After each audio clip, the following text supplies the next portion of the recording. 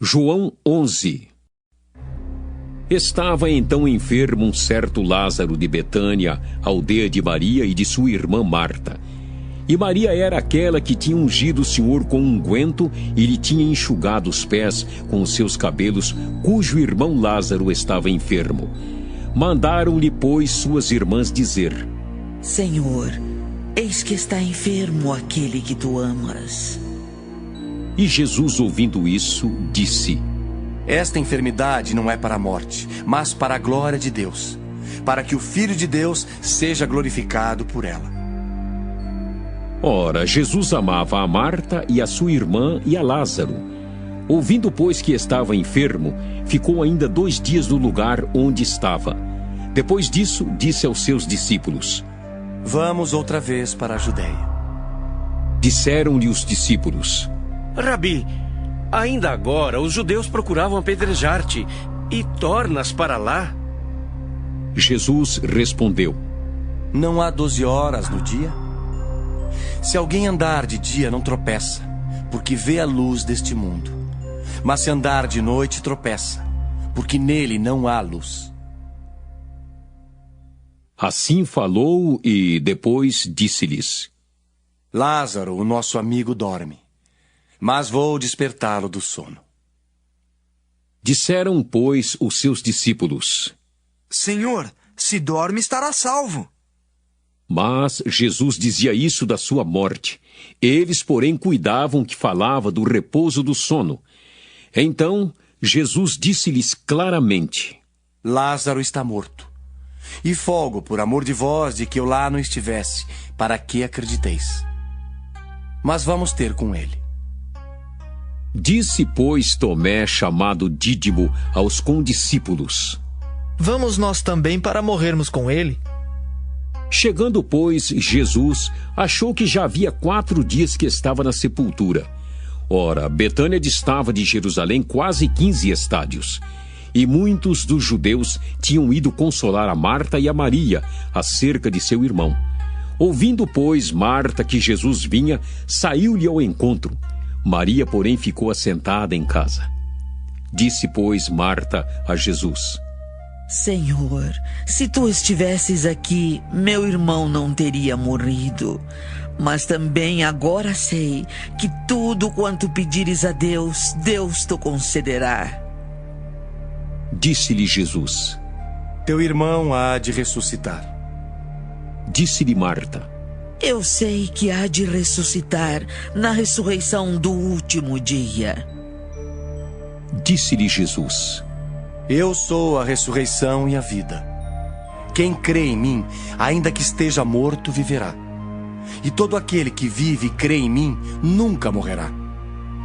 Crês tu isso? Disse-lhe ela: Sim, Senhor. Creio que tu és o Cristo, o Filho de Deus, que havia de vir ao mundo. E dito isso, partiu e chamou em segredo a Maria, sua irmã, dizendo: O Mestre está aqui e chama-te. Ela, ouvindo isso, levantou-se logo e foi ter com ele. Ainda Jesus não tinha chegado à aldeia, mas estava no lugar onde Marta o encontrara.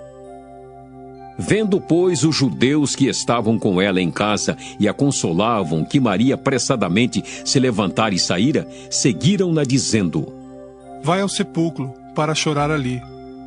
Tendo, pois, Maria chegado aonde Jesus estava e vendo-o, lançou-se aos seus pés, dizendo-lhe: Senhor, se tu estivesses aqui, meu irmão não teria morrido.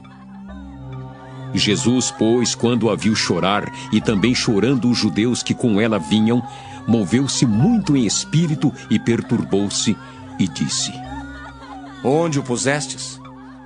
Disseram-lhe: Senhor, vem e vê. Jesus chorou. Disseram, pois, os judeus: Vede como o amava. E alguns deles disseram: Não podia ele que abriu os olhos ao cego fazer também com que este não morresse?